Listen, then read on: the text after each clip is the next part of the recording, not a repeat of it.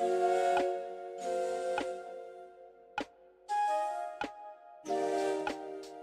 right, we're gonna go ahead and start this one early tonight so we can get started. It is a Sunday night, so I'm gonna go ahead and get it as we are on day 22 of Try Hack Me's Advent of Cyber. I've gone ahead and started the machine, trying to make sure everything is all set up. So when I flip the screen over, we're good to go. We're almost there. All right, let's jump into it. All right, day 22 is It's Because I'm Cubed, isn't it? Today we're going to discuss Kubernetes, or Kubernetes, however you want to say it. Let me blow this up to 200%. This is a long poem. We're not going to read this whole poem because it's longer than usual. But basically, we're going to talk about Kubernetes and how we can do DFIR within Kubernetes, or search around our Kubernetes infrastructure and see what was going on.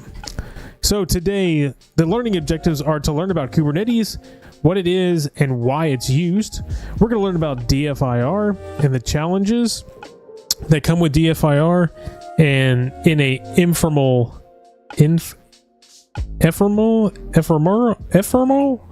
can't say that word environment.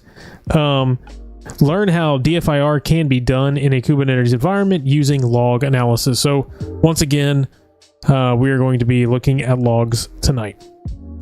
So connecting the machine, we've already done that. I've already started it because it does take a while to start.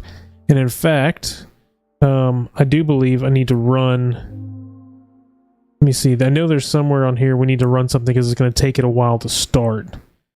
And there it is. Minikube start. Let's go ahead and pop over to our box real quick. And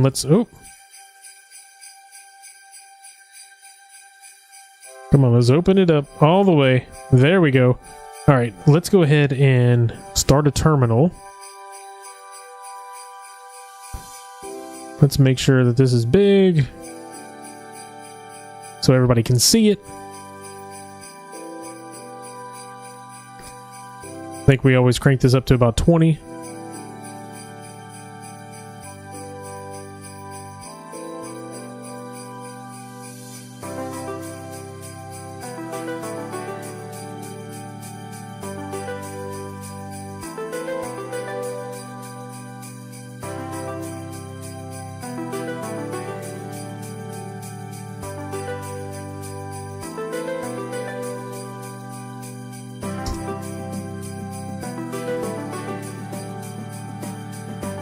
And we'll let that run. I think they said it takes about 3 to 5 minutes or something for that to start. So we'll do, while we read everything, we'll let that run and get in place and ready to go. In fact, let me make sure I do not. There we go. Now we've got our music and our audio set correctly. So we should get the correct thing where our music's dropping. Perfect. All right. Kubernetes explains. So let's go ahead and talk about what in the world is Kubernetes. And let me slide down here at the bottom since we're going to read from top down.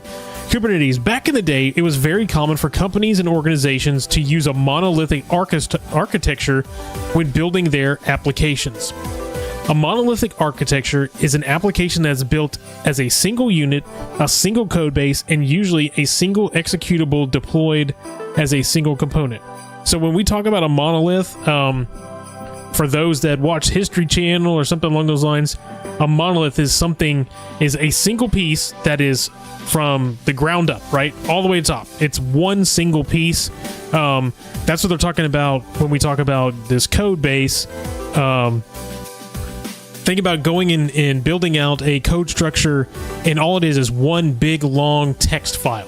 So we go and we get on a text file and all of our code is in there, and that code does every single thing that our program does. It doesn't call out anywhere. It doesn't do anything. It doesn't look for other things. Everything that it needs is within that code.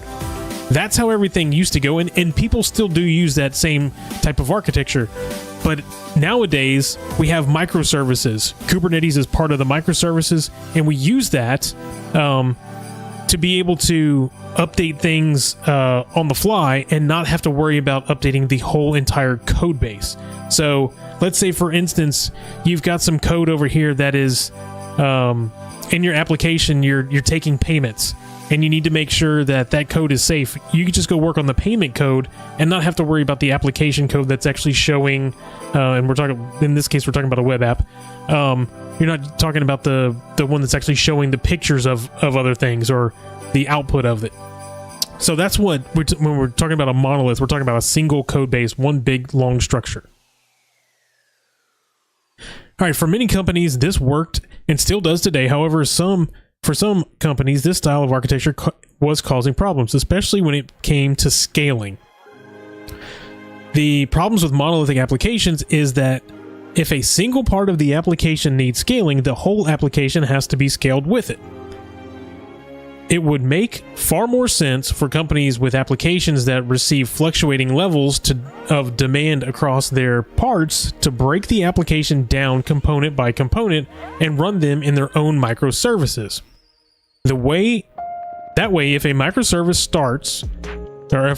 starts to receive an increased demand, it can then be scaled up rather than the entire application. So again, what we're talking about here is we're talking about, we've got a service. Let's talk about, since we're in the holiday season, right? We're in Christmas season. Say that now we have an application that there's not a lot of demand on it at a specific time. But then when that demand comes, and we've talked about this before in the Advent of Cyber throughout this whole process, we have those microservices that can be scaled up, and then when they're needed less, then they'll be scaled back down. And the problem is if you build all of this in a monolith, one big long thing, then that one specific server that has everything has to be increased, right? So instead of paying, let's say you have a server, or your application is running on a server, and it's costing you $50 a month. But then now that we're on Christmas and everybody's hitting your server, now it's costing you $250 or $500 a month, because now you have all that traffic, which is okay, right? Because you have all that traffic there. You should be getting more funds in, so you'd be paying for that. But what if it wasn't costing you $500? Instead, it was only costing you $100. So it only doubled your price. And you can take those microservices that need those specific, that increased processing and so forth, just take those specific services and bring those up and leave the main application at the lower level. That's what they're talking about in here. All right, the great microservice adoption. Microservice architecture was adopted by companies like Netflix, which is a perfect example of the hypothetical company company discussed above. Their need to scale up services dedicated to streaming when a new title is released, while services dedicated to registration, billing, and so forth, made a microservices architecture a no-brainer. As time went by, companies similar to Netflix hopped on board with Microservices Express, and it became very widely adopted.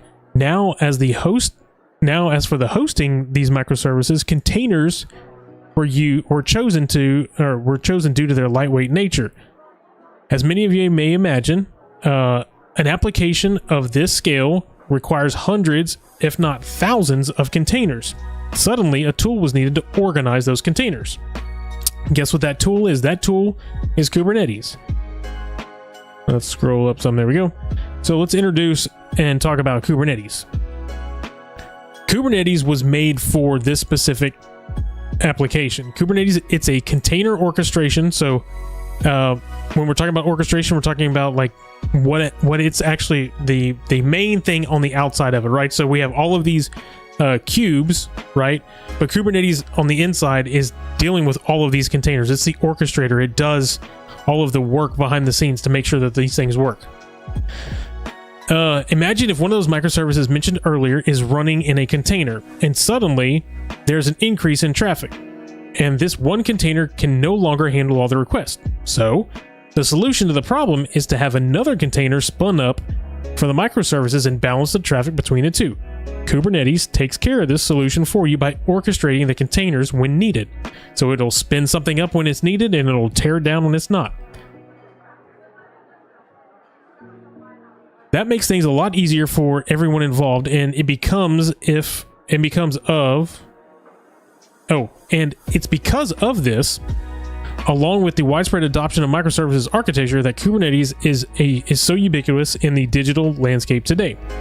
So the popularity means that it is highly portable, as no matter what technology stack is being used. It's very likely that Kubernetes integration is available along the fact that it can help make an application highly available and scalable makes Kubernetes a no-brainer in this situation.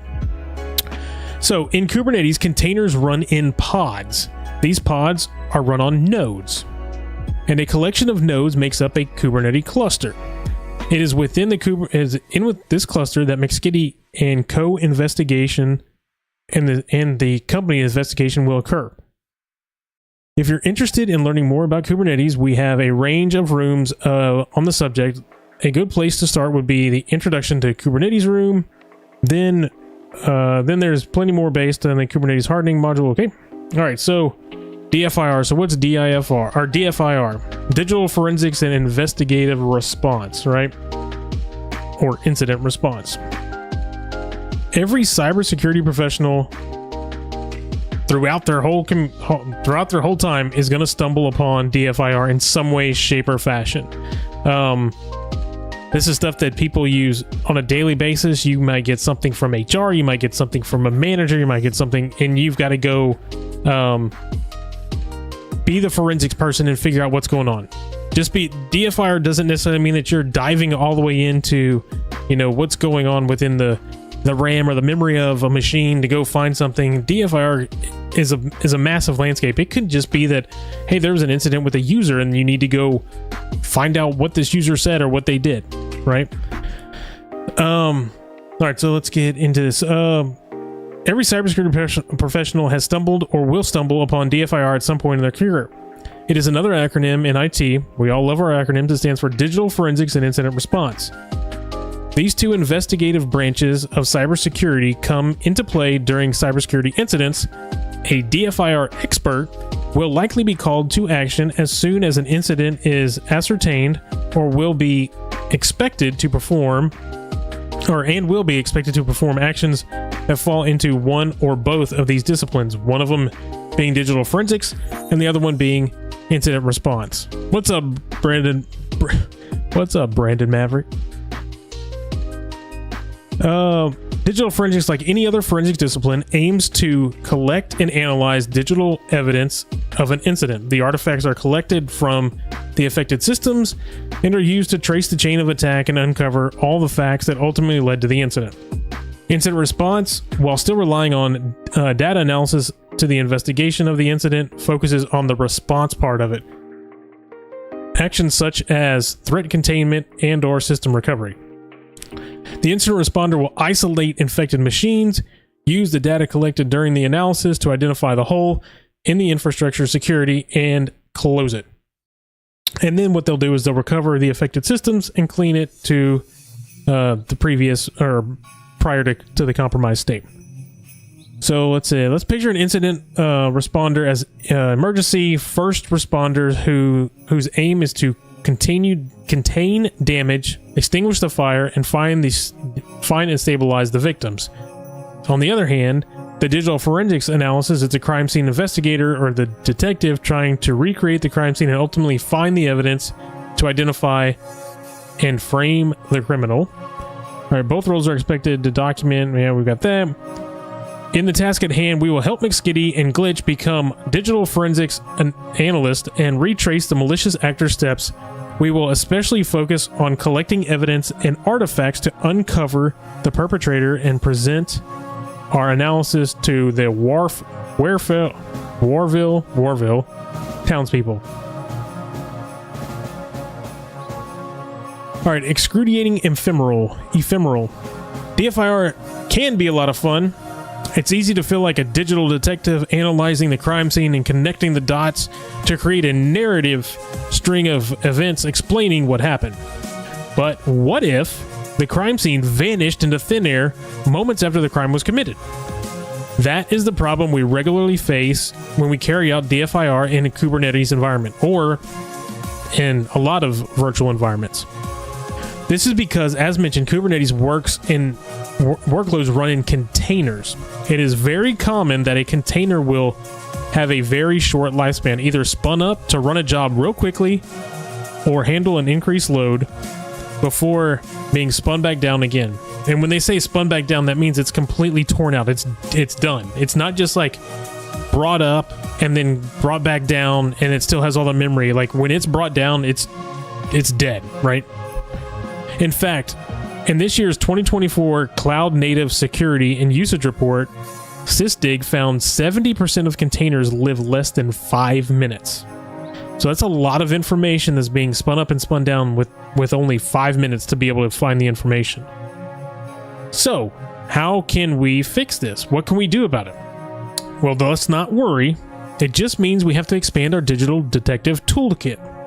The key to keeping track of the ongoings is your own ephemeral workloads within the Kubernetes environment and increasing the visibility. There are many ways, it says few, but there are many ways that we can do this. One way is by enabling Kubernetes auditing log. This is a function that Kubernetes provides, allowing for requests to the API to capture are captured at various states. For example, if a user makes a request to delete the pod, the request can then be captured, and while the pod will continue, will still be deleted, the logs are still contained, right? So we basically make those logs to say, hey, this person did this to it. So we'll at least know what happened. Maybe we don't have the information inside the Kubernetes or inside the container, but we do know what happened with it. The request made to delete it will then be persisted in the audit logs. What requests and events are captured can be defined with the audit policy. We can use the audit logs to answer questions, which will help us in the security DFIR context, such as what happened, when did it happen, who did it, right? Where was it observed, from where was it initiated, and where was it going? Of course, this all just scratches the surface in the terms. We won't go through all that. Basically, we're just talking about audit logs here.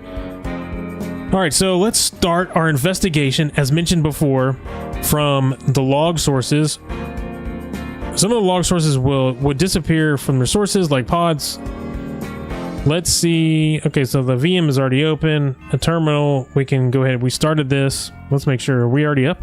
Yep, we're run on. Perfect. All right. I'm going to leave that big, just like that. And so now that it's turned on, it will take roughly 3 minutes to find the cluster. All right, let's go ahead and copy this. You can verify the cluster is up by running the following command. All right. You know what? We're gonna move this to the middle of the screen.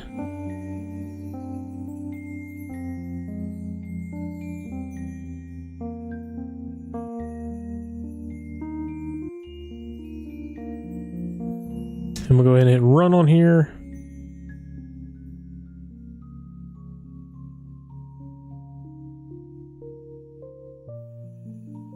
I'm going to make this bigger because I know we're going to be looking at logs. Let's go ahead and drag this way out here so we can see those logs. And I'll move myself up to the top. That way it should be out of the way. Perfect. All right, so we can see that our containers are running. Started 15 minutes ago. We've got a morality checker. We got naughty or nice, naughty picker, nice picker. All right. If all the pods are up and running based on their status, you are ready to go. This will take another 2 minutes so we already turned that on. Since we know the web application was compromised, let's connect to the pod and see if we can recover any of the logs. All right, so we're going to do a lot of copying and pasting tonight. So this is the command we're going to run. And we'll go through it in just a second once I put it in here. So on this command, we basically have our our executable. So we're gonna our Kubernetes executable. The name, the pod that we're gonna be looking at is Warville. So that's our name. We put in here. The naughty or nice, and then right in here, what we're gonna do is we're gonna run bin bash, or we're gonna run our bash once we actually run this. So now we're actually in the container, and we can see that our bash file, we're at our bash command prompt. See, once it's connected, let's review the Apache log. So we can check out our Apache logs by just typing in cat, and then we'll go to the Apache log section, which is just a general one. Let's do this. Clear. Let's move up to the top.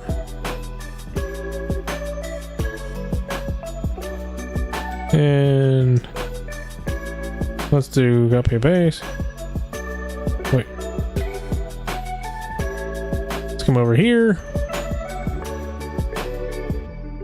And let's pull out our Apache logs. This is gonna be a lot. Yep, there's a lot.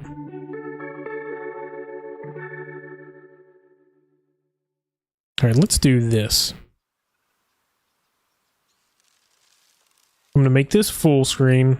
We're gonna make this split screen. That way we can copy and paste this stuff on here. Hey, Mariana Albright, welcome in. We're gonna go ahead and split screen this.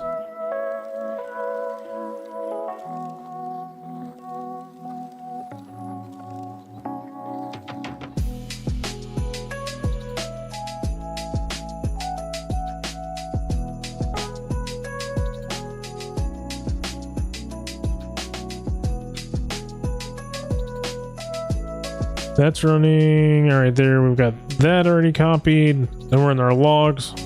Remove for brevity. All right. Okay, so sadly, we only see logs from October 28th when our attack occurred later on. Looking at the last log, however, we do see something interesting with a request made to a shelly.php. So we did not see that. So let's go back and let's see if we can actually find. Oh, this is. I hate when it does this. Alright, so let's see if we can find shelly.php. So we have API, oh, right here at the very bottom. Okay, so here's something interesting here. So we have shelly.php, right?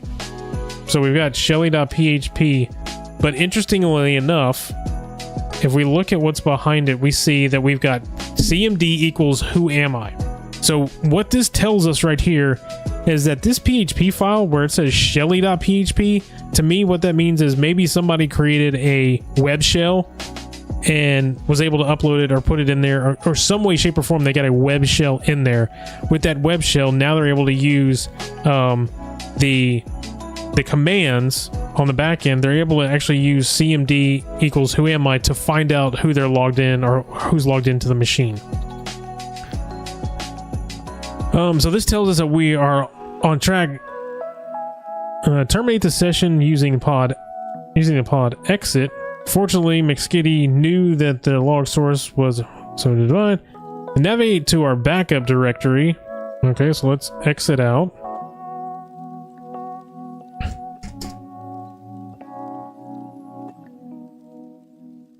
And then it says navigate to our backup directory using cd home. We have DFR.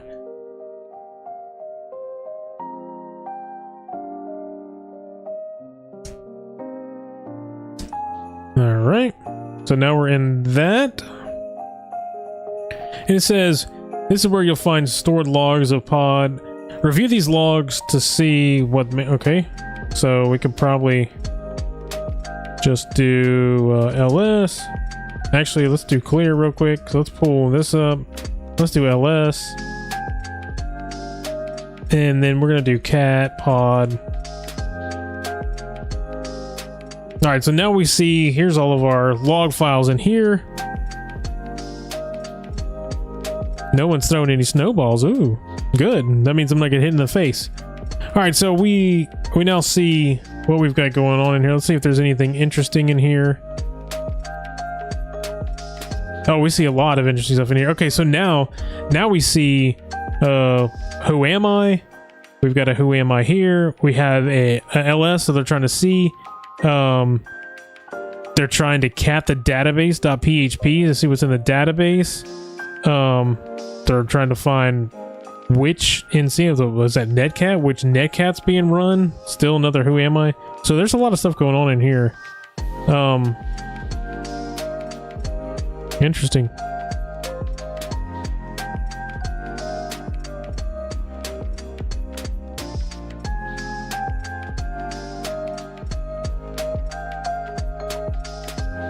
Did the snowball work? Did it pop me? Oh no, here you go.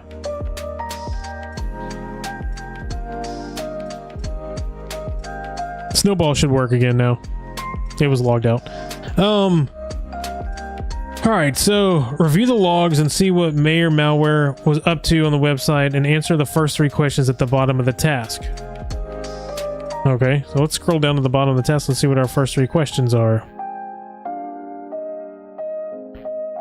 I'm glad they said that. That way we don't like go through this whole thing and we don't like, man, there's a lot on here. Good lord.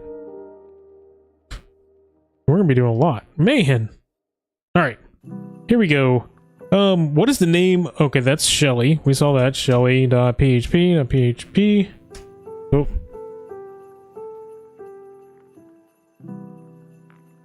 What file did Mayor Malware read from the pod?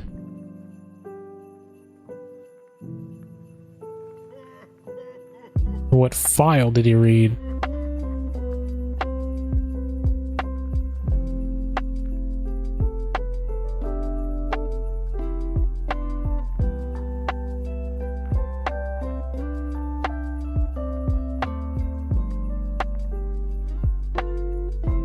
Don't know what file he read. Let me see. We've got Shelly here.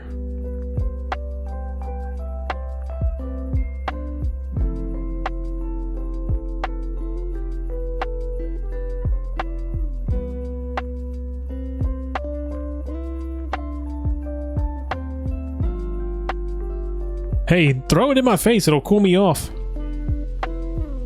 It keeps me cool. Alright, what, is there a different one that we need to...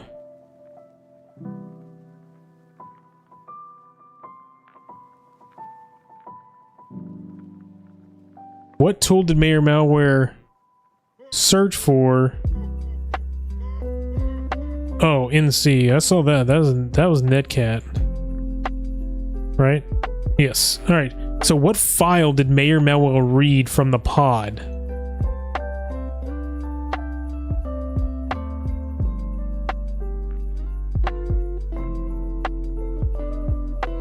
So we got in here.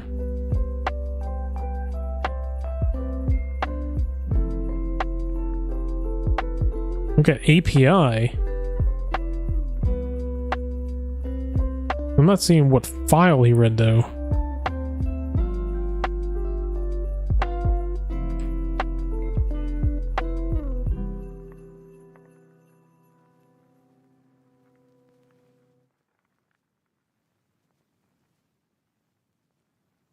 Let's go back up and look.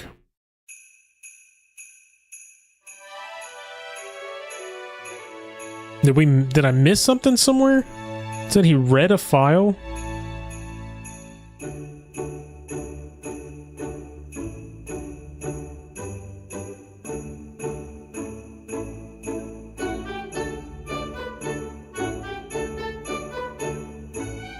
Alright, so we pulled those up. That started. I haven't seen any file that you read. Okay, all the pods are up. Yeah, we saw all the pods were up.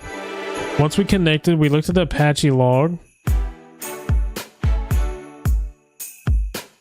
Maybe there's something in the Apache log?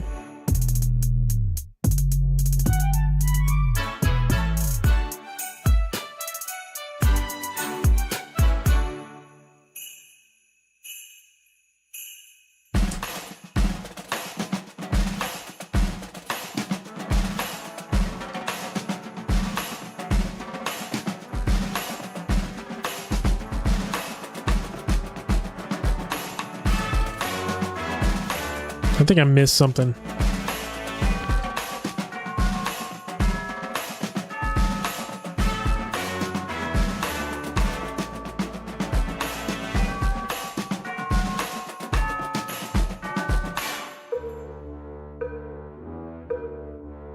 Not that one.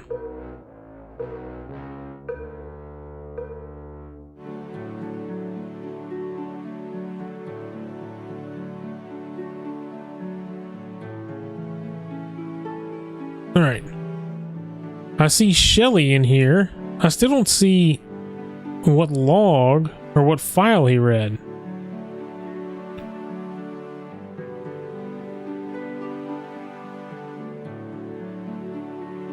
See API.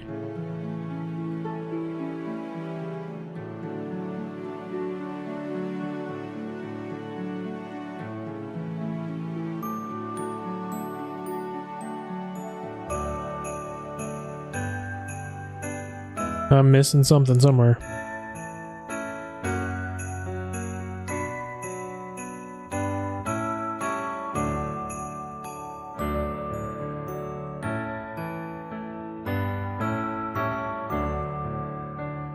All right, let's see.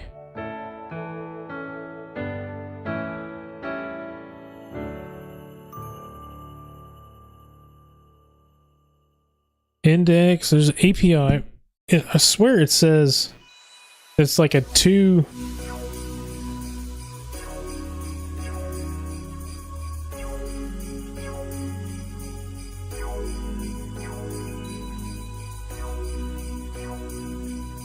Get all the way back to the bottom. Man, this is a long one.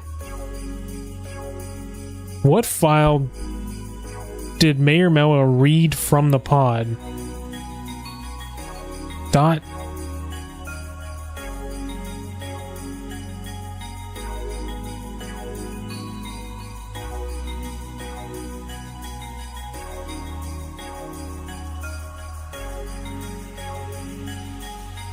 There's got to be something.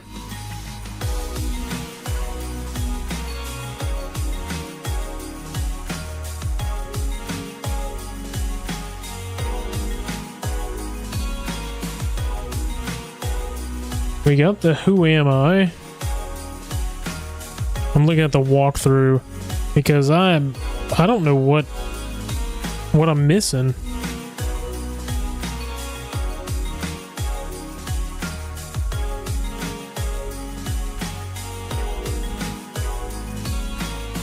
We see who am I? Yep, he's doing the same thing I am. Jelly.php, we got that one. What file did he read? Oh, all right.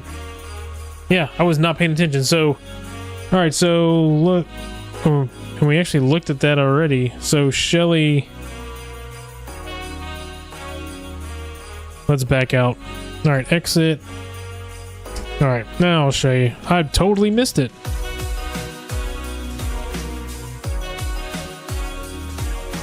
All right, let's do this. Let's clear.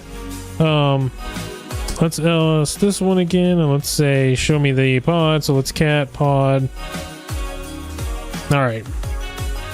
Now here we go. This is what we're. All right. This is what we're looking for. We looked at it, didn't even think about it. This is what we're looking for right here. Cat. So he read the database. So it's db.php is what he read by catting that file. We saw it, just didn't pass or I didn't even think about it. .php. No. Come on. db.php. There we go. Now we got it right. All right. What is the IP connected to the Docker registry that was expected? Okay. So now we got to keep on moving. So we answered our first 3. Now it's wanting to know more in here. All right. Sadly, our investigation has hit a bit of a brick wall here. Firstly, because the pod was configured using a port forward, we don't see the actual IP that was used to connect to the instance. Also, we still don't fully understand how the web shell found its way to the pod. However, we rebooted the cluster and the web shell was still persistent.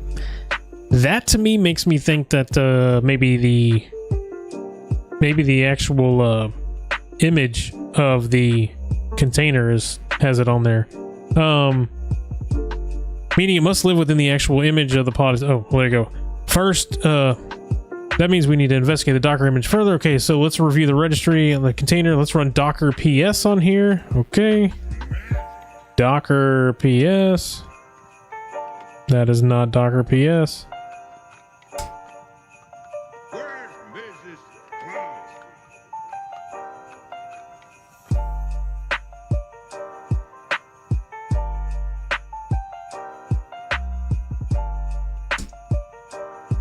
So we're in Docker PS. Now we can see that we've got our container. So this is our container that's running. We've got a registry here, endpoint, spin up. Got it. All right, now let's connect to the instance to see if we have any logs. So now we can do Docker container name ID ls. Okay, so now what we need to do is we need, actually, let me put this over here. So I actually write all of this. What's up, Jesse? Old Jesse Johnson.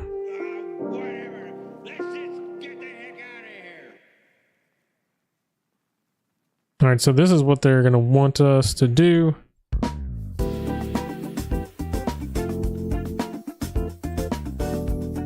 It's going to be 7FDD F1 FF1B8.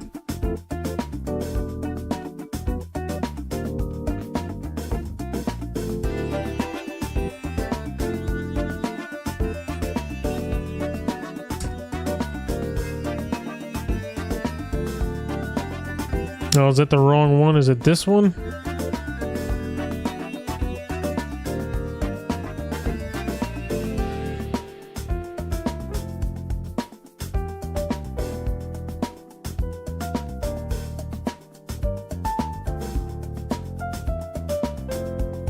Oh, shit. Hold on.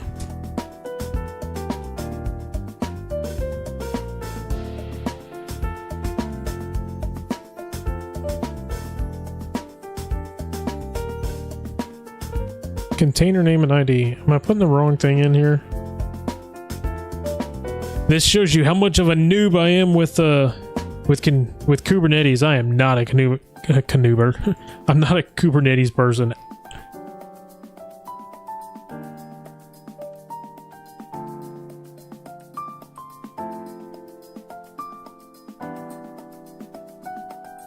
All right, so let's see what I'm actually gonna need to add in here. So we have to put in, that's the container ID.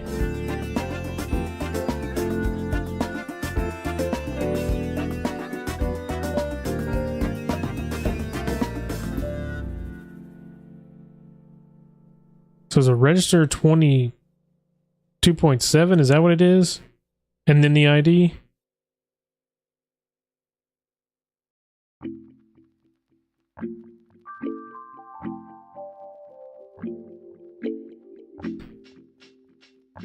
What are we missing here? Docker container name, ID. So the container name is going to be registry 27. Where's my thing?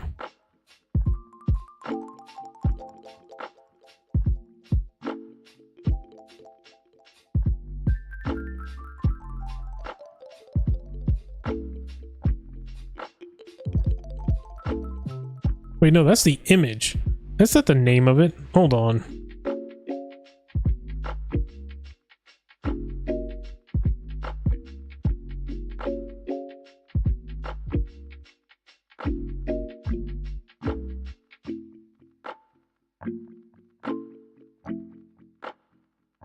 Is that it? Copy.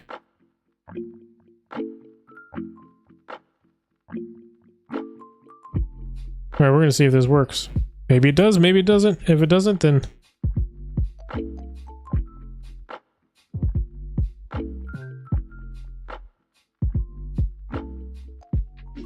That does kill me how slow this stuff is. Oh my god.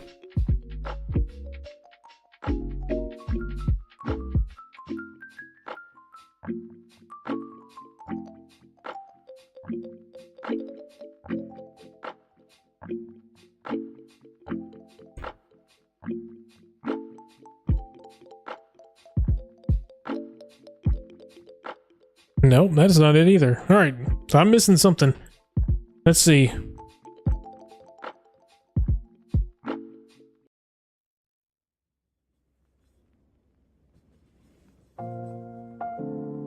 All right, so what they're showing is that we just do this.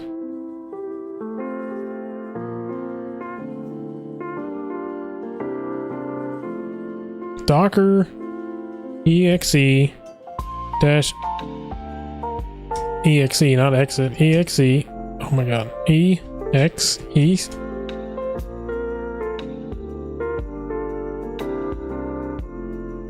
dash it, and then we do 77fdd ls dash al, and then varlog, right? Wait, that's what we have up at the top.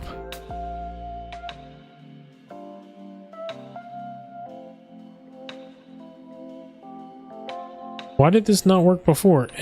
al dash var dash log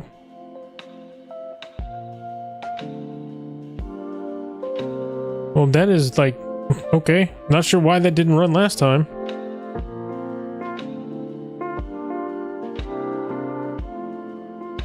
That's strange, but whatever.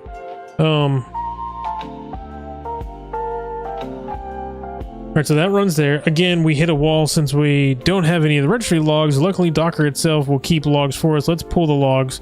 So now we can say Docker logs with the same container ID.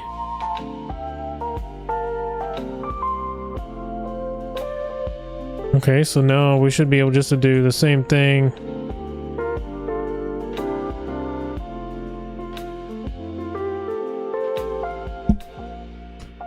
Logs. And then 77fdd.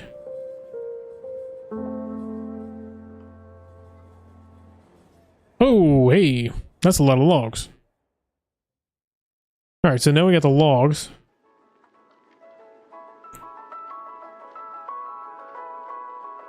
Now that we have something we can use, these logs have been pulled for you and are stored in the... Okay. Let's start by seeing all the different connections that were made in the registry.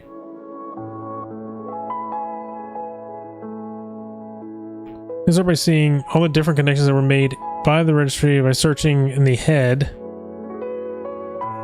So let's go to... We need to go to... Let's copy this in.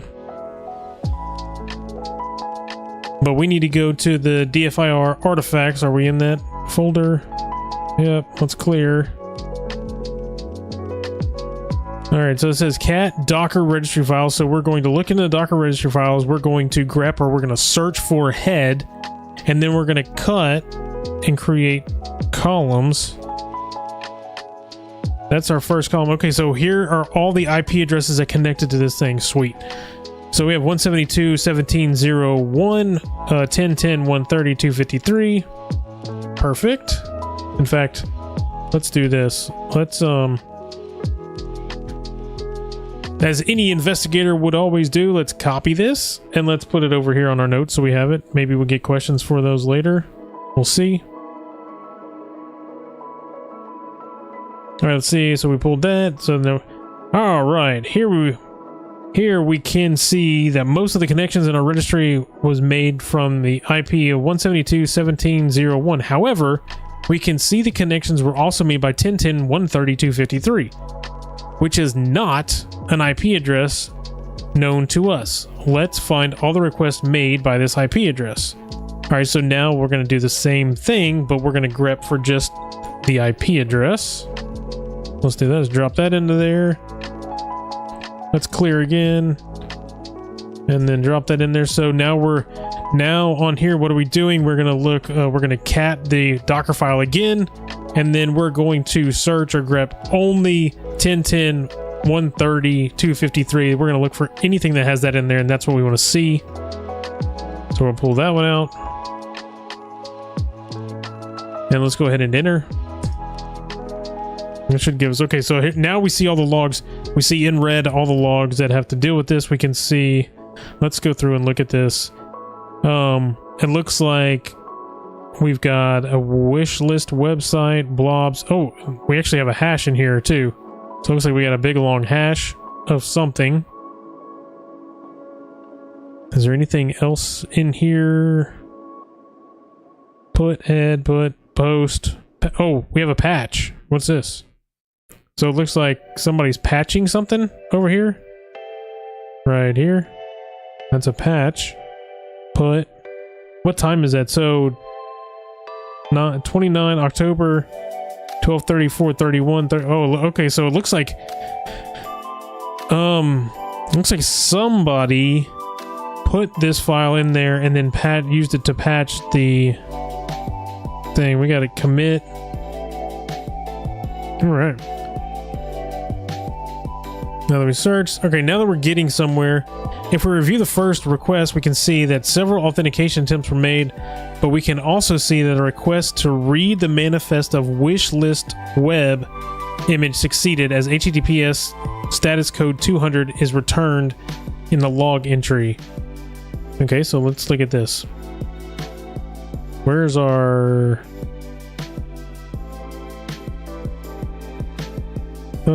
okay, that's kind of big. Let me do this. Let's see what we got. See if this will allow me to do this and drop this down some. Instead of at 20, let's drop this down to like 16 maybe. Maybe it'll still be big enough. It'll help. There it goes. That kind of helps a little bit. And we can still read it. Okay. Alright, so here's our kernel. Here's our status. So here we go. Here's all our statuses of whatever.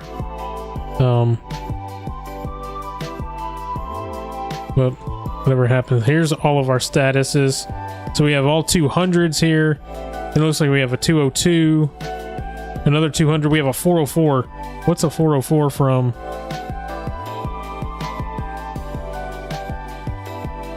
Something wasn't found on a 404. Then we have another 202, another 200. And those are all going to Docker. Okay.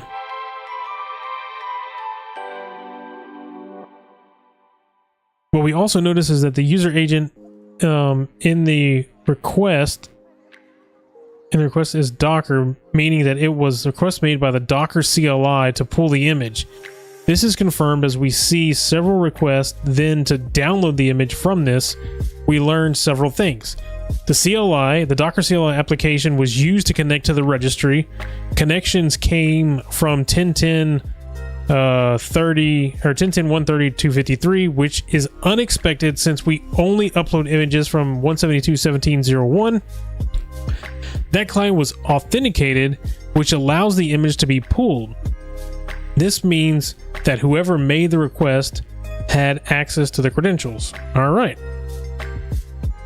If they had access to the credentials to pull an image, the same credentials might have allowed them to push a new image. We can verify this by narrowing down the search path to any patch HTTP method. So we already saw that in there. We saw that there was a patch. The patch method is used to update the image. All right. Let's do this. They're going to grep just for the patch, which we've already seen, but that's fine. We will play along. Let's clear this out again. Clear our screen. Drop this in. Look for just the patch. And there we go. There's a patch, which we saw. But we see a 202 error. I do not remember what 202. 202 means everything was okay. But what is a 202 error? I do not remember. What is a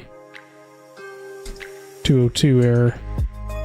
202 is a status is used when a server receives a request and intends to process. Okay, so 202 is they actually processed everything. Got it. There's too many errors. There's too many codes. All right, so this is not good. It means that the Mayor malware could push a new version of our image, which it would explain how the web shell made it. Yeah.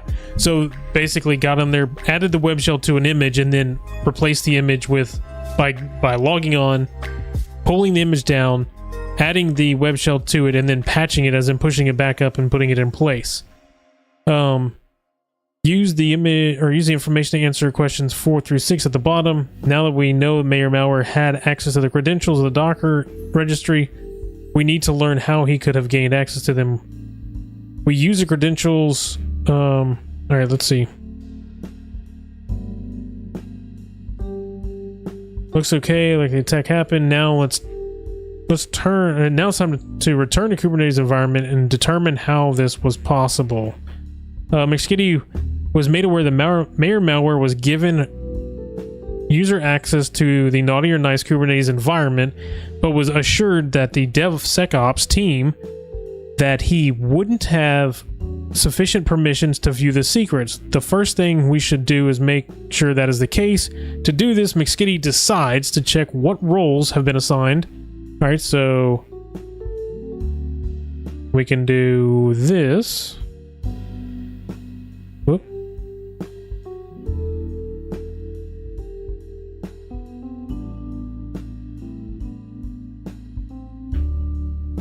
And this should show us the bindings.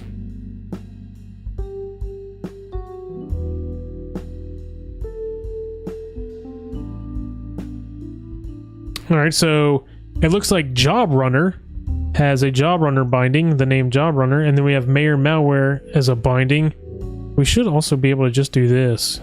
Let's see what roles they have.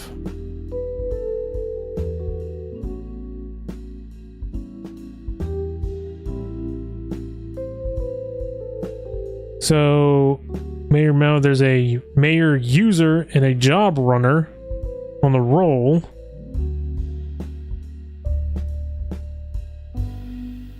Okay, so we got role binding. So what they want us to do? Role binding for Mayor Malware. All right, let's do this.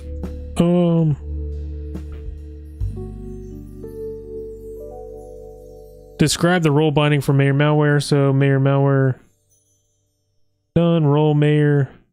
So the role name is Mayor. So can we do describe that role?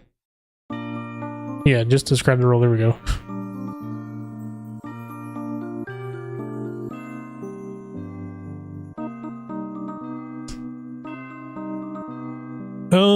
All right, so, here we go.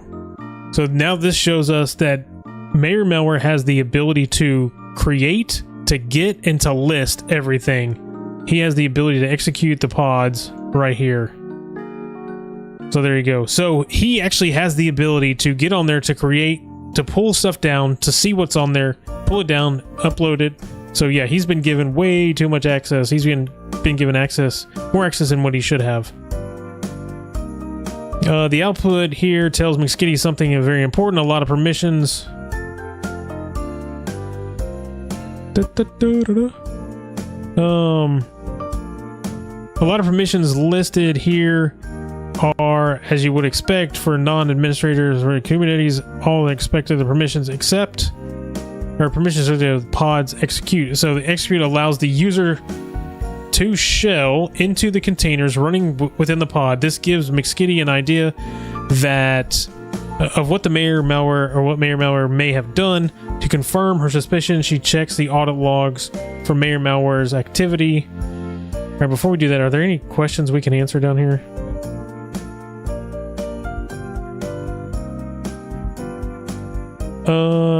What IP address? Oh, we got that. I wrote that down.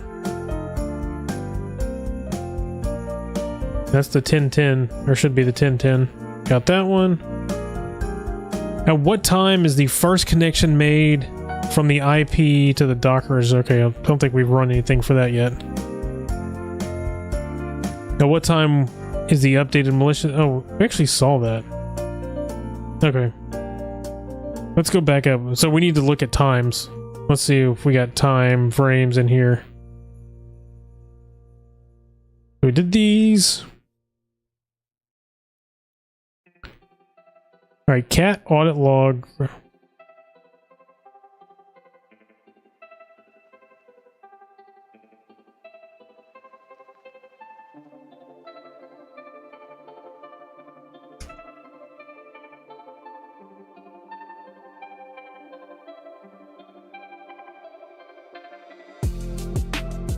Man, this is a lot of looking, man. There's a lot of searching. Do we have?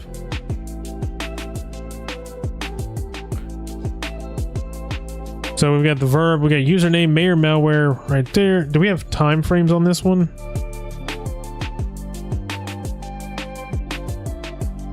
No, these are just audit logs. IP addresses.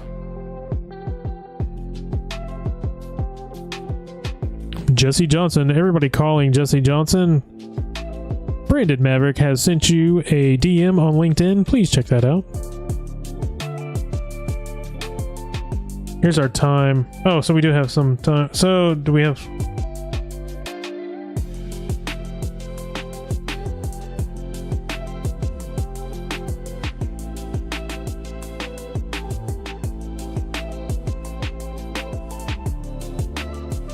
this returns a lot of logs. Let's go through them. Activity starts from the attack path. Let's pull this back.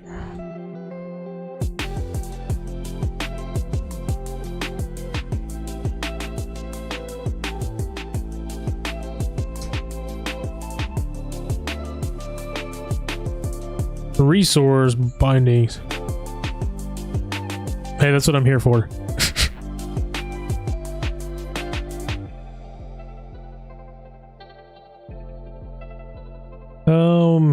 Kind event API.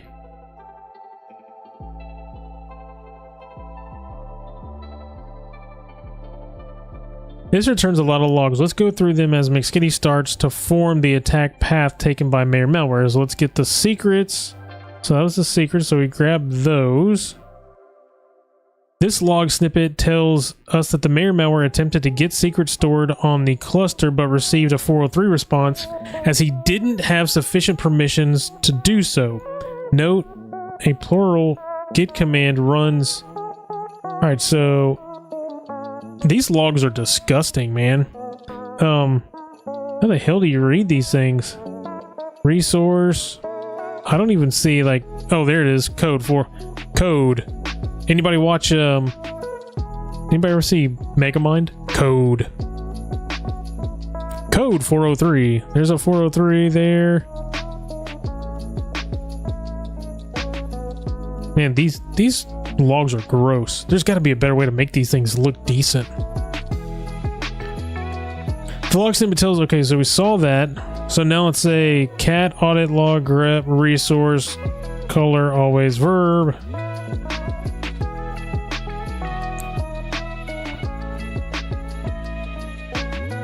We're going to clear this out again. So many logs. So many logs, so little time.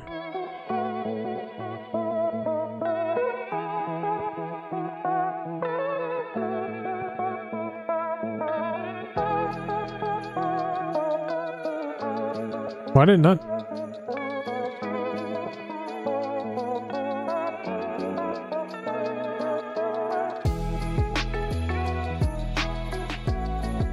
Why am I not getting something? Is something I get? Oh, did it not grab the last? It didn't. That's why. All right.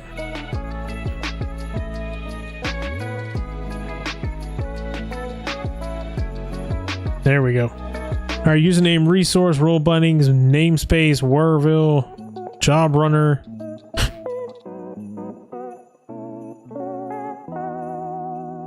Mayor Malware, man. Mayor Malware, all over the place. All up in here. Yeah, I mean, that's what's on here. It's just these things are just... Look, we have RBAC role, allowed role binding, Mayor Malware, user binding.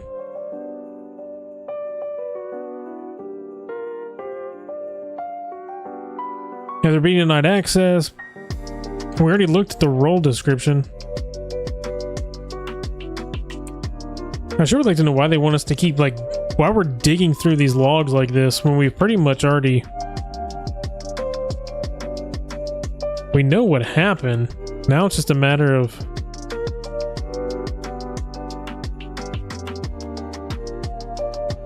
So resource, I mean, we know that Mayor Malware got in there. He had access to change stuff. He did change stuff. And we had command. He's create. There's verb create, list, get. I mean, it's showing us everything he's done. While running the previous get roles command, Mayor Malware will have found the role named job runner. These logs tell us that Mayor Malware then described this role, which gave him access to key pieces. Yeah. It's like we're redoing everything that we already did.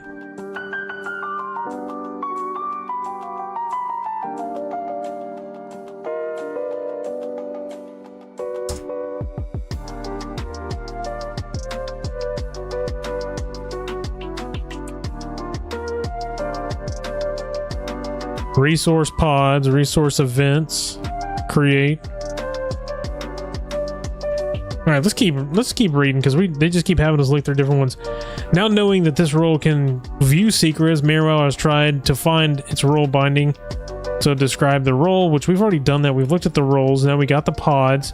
After seeing the role binding named job runner, Mayor Malware described it and found out that this role is bound to the service account as job runner, which we saw earlier. So the service account has the permissions to do this because it's a service account. It needs to have permissions to be able to run. Here we can see Mayor Malware, now armed with the knowledge that a service account has the permissions that he needs, lists all of the pods running in the Warville namespace and the Kubernetes to get the names. Describe the pod. So Mayor Malware now describes a pod as a morality checker. He would then have found that this pod runs the job runner as a service account attached, meaning that if he were able to gain access to this pod, he would be able to gain secret read access.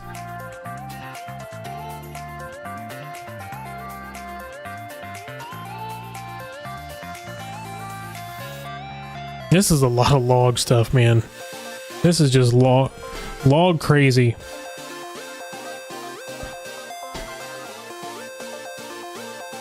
So once again, we're seeing that Mayor Malware is listing it. We got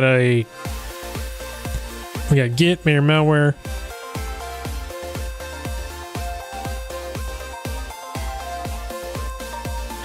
All right, so as mentioned, the role exec is permissions, usually not included in the non-admin role.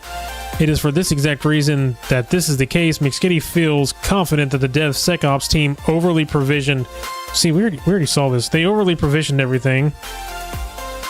Okay. Here we can get a few commands begun. We can see Mayor Malware is able to get the run commands and the secret jobs. The final piece of the puzzle has been resolved. Finally, she runs the command and the attack path is confirmed. So let's run this command.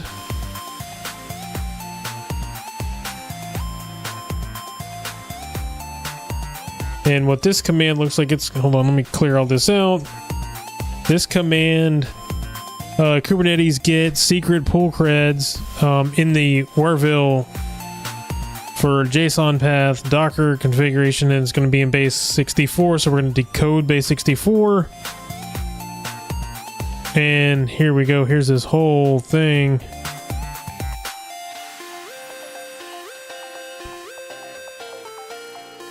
Copy this. Password Mr. Naughty. Username Mr. Nice. Password Mr. Naughty. Which I'm pretty sure this is going to be something. Yeah, that's what we needed for the creds. Yeah. All right, so at what time is the update malicious image pushed to the registry? What was the first time the connection was made? All right, well, now we're going to have to go back. Clear.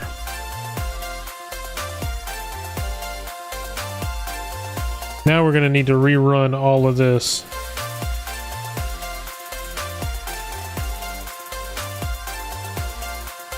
Let's see, what does it say? Carl! Is Jesse throwing snowballs at my head? Welcome to my world. What world is that? The world of logs?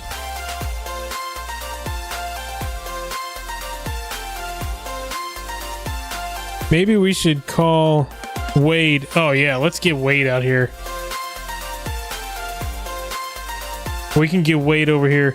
Just wading through logs. I hate looking through logs. So if we clear...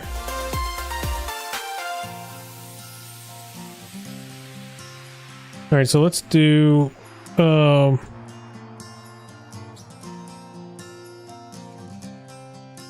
Where's our... That's not the one I'm looking for, the Docker image. Where's the Docker image? Cat Docker. We have so many logs in here.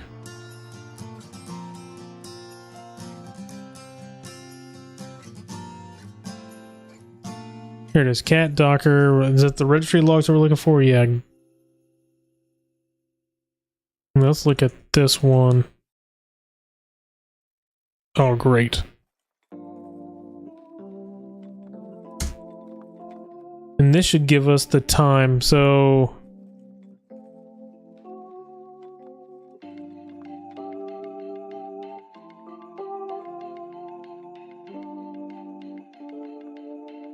Is this gonna... This should be the first time? Possibly? What is the first time connection was made? So this one... Yes? Nope. Damn it. Okay, what is the first time the connection was made from the IP to the Docker registry? That's the Docker registry.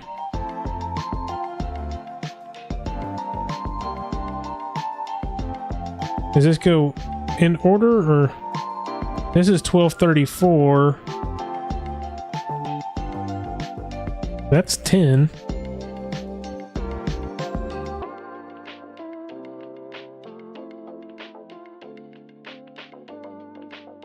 Logs get old. Yes, logs do get old very fast.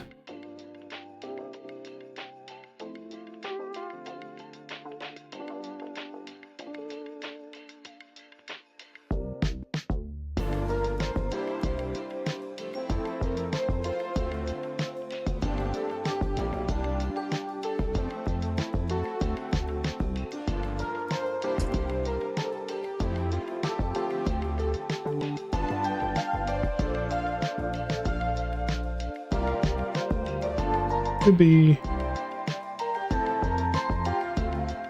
Let's see, what did they run? They ran.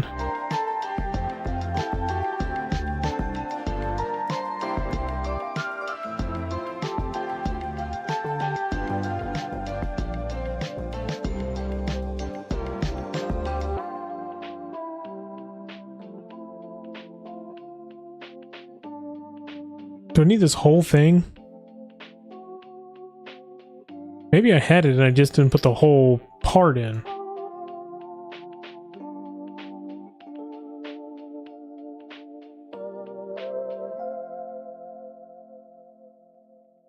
Oops, wrong one. Wrong one.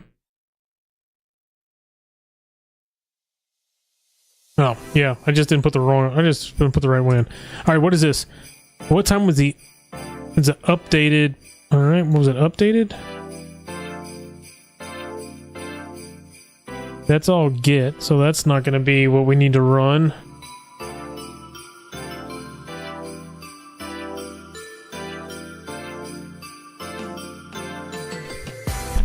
Alright, what we did last time, was it patch? We need... I don't think that's going to work. Yeah. How do I type that in?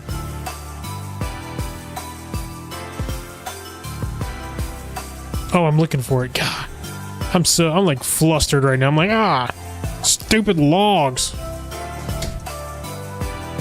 Alright, now we're looking for patch. So we're looking at the first time he did that. And that should be this one right here.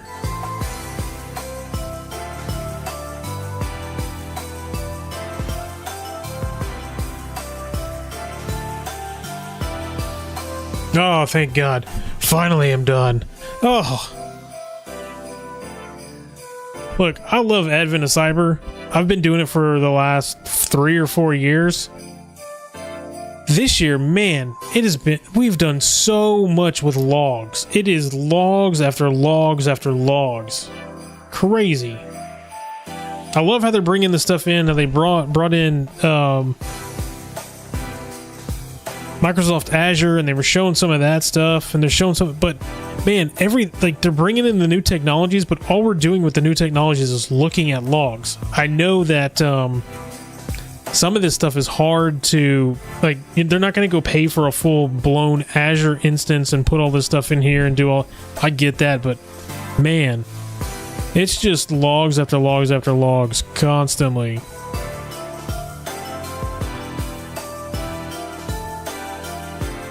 Hey, I mean, Jesse, I do the same thing. Like, I'm looking at logs all the time, trying to find stuff, but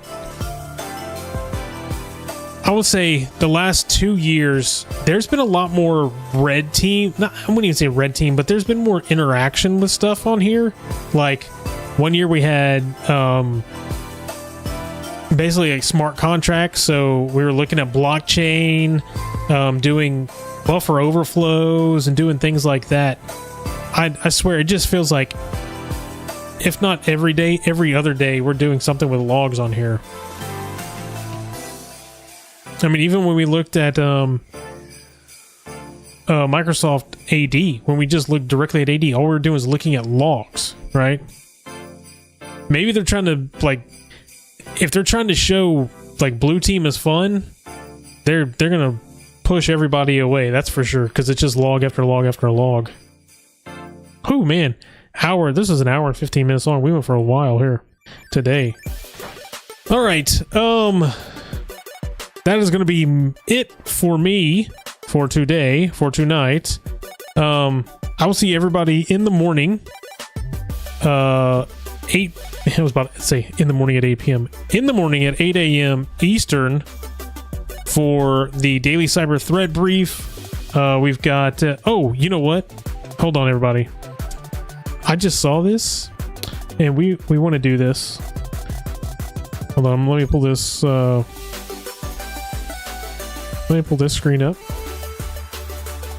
Let me put this on board here, because I just saw somebody...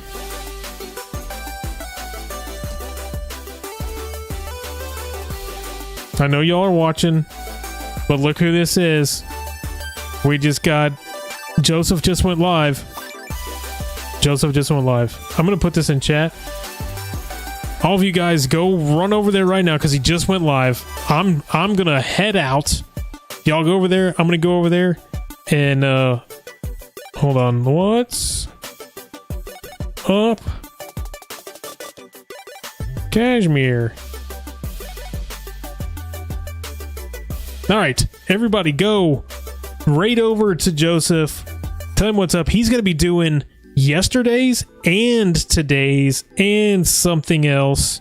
But in fact, we can. What's it? Looking like, good God, that's a lot of scrolling. That's a little intimidating.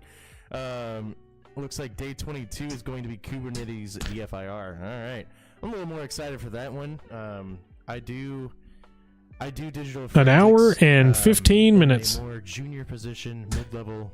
All right, everybody go hang out with Joseph. I'll be over there. I will see everybody tomorrow morning, first thing, as we do the daily cyber threat brief. Until then, everybody have a great night. Go right into Joseph, and once again, always stay secure. See you guys. McSkitty's dashboard lit up with an unusual alert. File sharing web app built by Glitch had triggered a security warning.